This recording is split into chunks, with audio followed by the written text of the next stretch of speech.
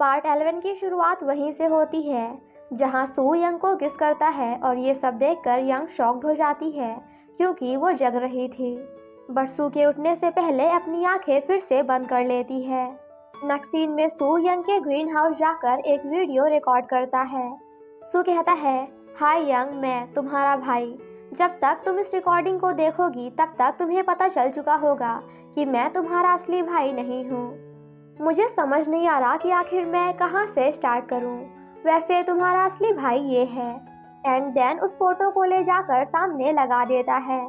सू कहता है, तुम्हारा भाई तुमसे बहुत ही ज़्यादा प्यार करता था, इतना ज़्यादा कि मैं तुम्हें बता भी नहीं सकता। दूसरी तरफ मिस्टर किम जिनसंग से कहता है, तुम मेरे लिए ओसू को जान से मार दो, बदले में मैं तुम्हारी बहन का सारा पैसा माफ़ कर दूंगा और तुम्हें बहुत सारा पैसा भी दूंगा।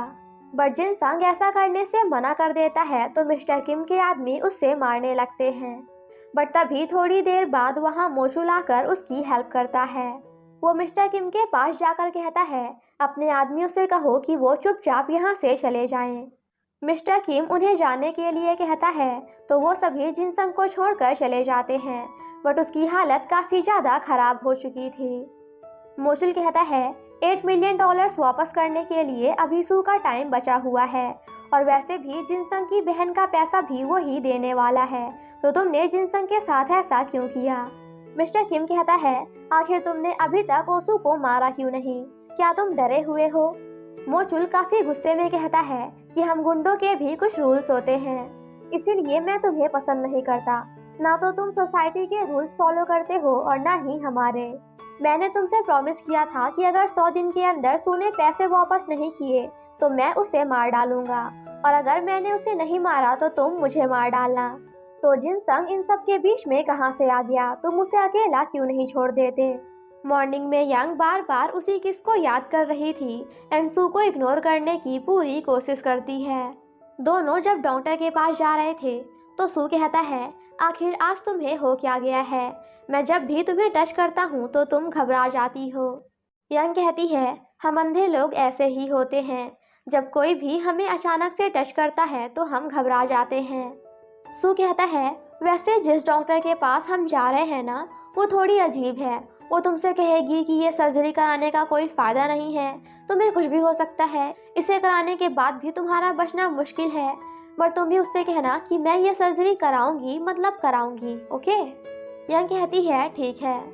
नेक्स्ट सीन में हम उन्हें हॉस्पिटल में देखते हैं जहां सुन ही ओयंग से बिल्कुल वैसा ही कहती हैं। वो कहती हैं, ये सर्जरी कराने का भी कोई फ़ायदा नहीं, मेरी मानो तो तुम ये सर्जरी मत कराओ क्योंकि इसका सक्सेस रेट सिर्फ 10% है।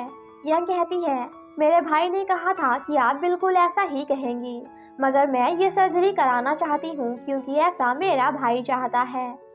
मुझे पता है कि सर्जरी के बाद भी मेरे बचने का कोई चांस नहीं, मगर मैं नहीं चाहती कि मरने के बाद मेरी फैमिली को ऐसा लगे कि उन्होंने मेरा ट्रीटमेंट अच्छे से नहीं कराया। बाहर आकर वो सू से कहती हैं, यंग से कहो कि वो सर्जरी ना कराए क्योंकि बचने का कोई चांस ही नहीं है। सू कहता है, 10% चांस भी चांस होता है। वो कहती हैं, तो फिर 90% फेलियर चांस का क्या? क्योंकि 90% से भी ज़्यादा चांस है कि यंग की सर्जरी फेल हो जाएगी। आखिर तुम में ऐसा क्या है कि वो तुम्हारे लिए ये सर्जरी कराने को भी रेडी हो गई? तुम उससे चैन से मरने का हक भी छीन रहे हो, सो प्लीज़ इस बारे में दोबारा सोचना। दूर से ये सारी बातें हीसुन एंड जिनसंग भी सुन रहे थे। यंग जब हीसुन के साथ एक कैफे में होती है तो वो हीसुन से पूछती है, क्या एक बहन अपने ही भाई को पसंद कर सकती है?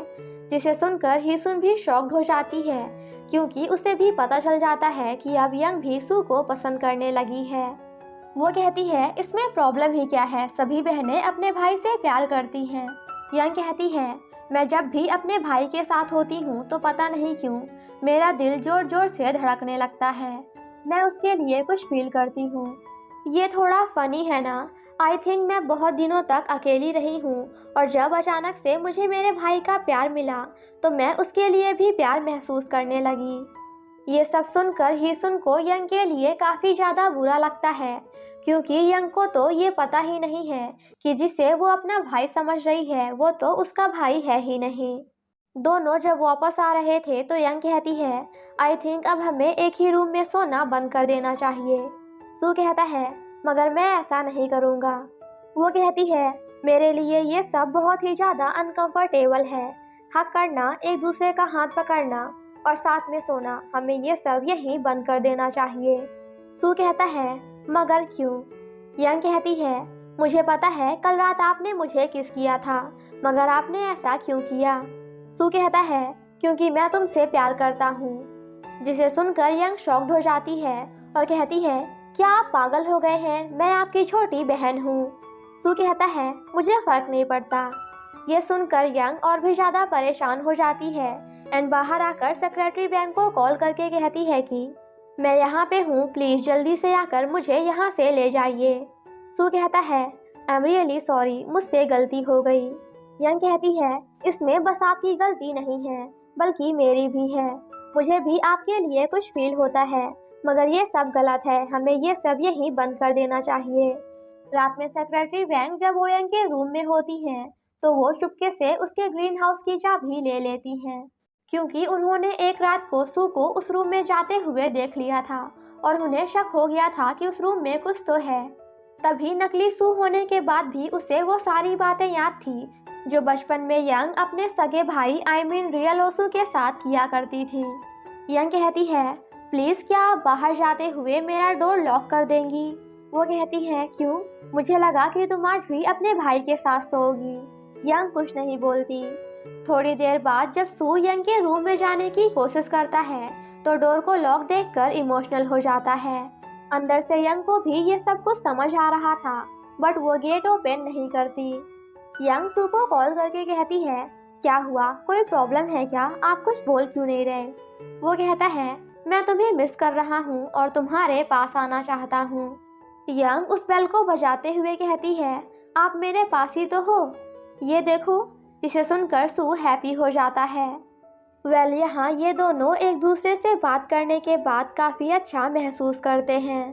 दूसरी तरफ सेक्रेटरी वैंग सीक्रेट रूम में जाकर वहाँ ओयंग के बचपन का सारा सामान एंड रिकॉर्डिंग्स देखकर कंप्लीटली शॉक्ड हो जाती हैं और उन्हें ये समझते देर नहीं लगती कि सू ने ओयंग के बचपन के बारे में सब कुछ इन्हीं रिकॉर्डिंग्स को देखकर जाना है। मॉर्निंग में सोरा सू को मैसेज करके कहती है, तुम 10 बजे तक एयरपोर्ट पहुंच जाना, वरना तुम्हारी नकली बहन को पता चल जाएगा कि आखिर तुम हो कौन।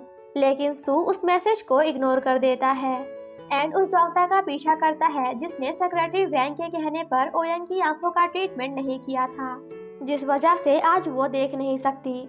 तभी एक डॉक्टर उसे कॉल करके बताते हैं कि हमने यंग की ब्रेन का दोबारा टेस्ट कराया, but I am really sorry, लेकिन सर्जरी के बाद भी उसका ब्रेन ट्यूमर ठीक नहीं हो सकता, क्योंकि यंग बहुत दिनों से आप सभी से अपना ट्यूमर छुपाने की कोशिश कर रही थी, जिस वजह से उसका ट्यूमर बहुत ही ज़्यादा बड़ा हो चुका है।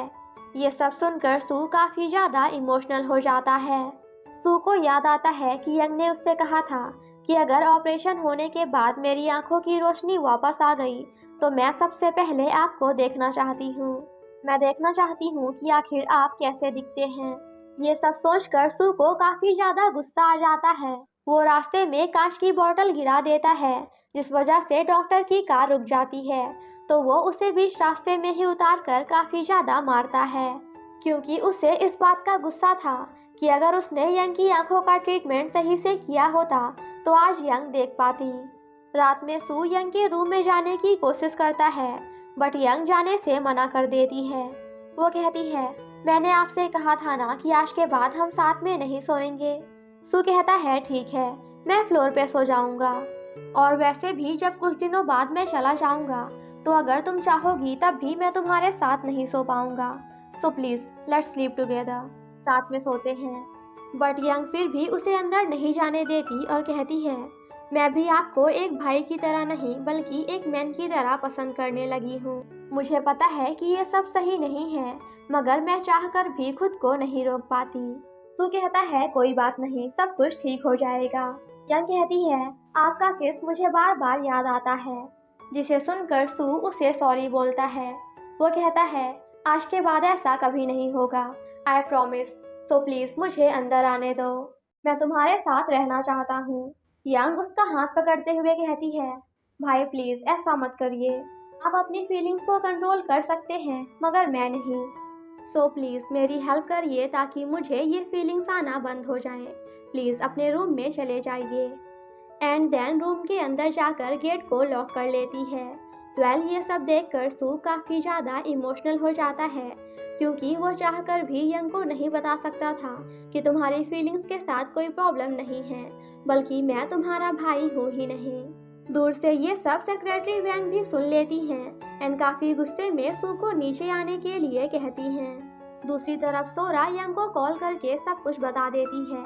सोरा कहती है जिसके साथ तुम अभी हो वो तुम्हारा भाई है ही नहीं, क्योंकि तुम्हारे भाई की तो 1 साल पहले ही मौत हो चुकी है और इस बारे में सेक्रेटरी वैंग को भी पता है। और हाँ, तुम सू से कहना कि मैं इटली में उसका वेट करूंगी, वो जब चाहे मेरे पास आ सकता है। ये सब सुनकर यंग पूरी तरह से टूट जाती है। उसे सोरा की बातों पर भरोसा ही नहीं होता। सेक्रेटरी वैंग सू को मारते हुए कहती हैं, आखिर यंग को टच करने की तुम्हारी हिम्मत भी कैसे हुई? तुमने क्या सोचकर उसे किस किया?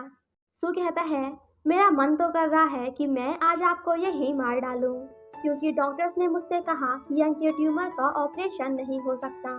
वो चाहकर भी उसकी आंखें एंड उसका ब्रेन ठीक नहीं कर सकते। ये सुनकर सेक्रेटरी वैंग भी शॉक्ड हो जाती हैं। सू कहता है, आपने तो कहा था कि आप यंग से प्यार करती हैं, मगर ये सब झूठ था। आप यंग के जरिए बस खुद के जीने का मकसद ढूंढ रही थी।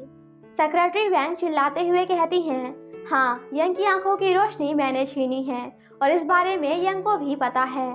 तो क्यों उसने किसी को नहीं बताया कि ये सब उसके साथ मैंने किया है?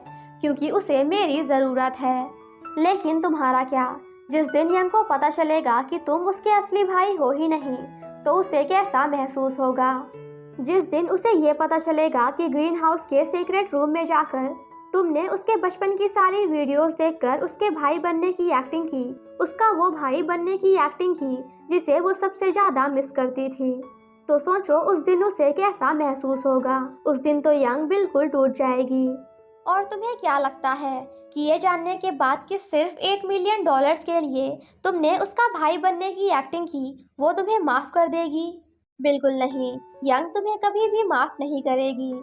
बाहर से यंग भी ये सब कुछ सुनकर शॉक्ड हो जाती है और इसी के साथ हमारा ये एपिसोड यहीं पे ख़त्म हो जाता है। Thank you so much guys for watching my explanation. Stay safe and healthy. Bye bye.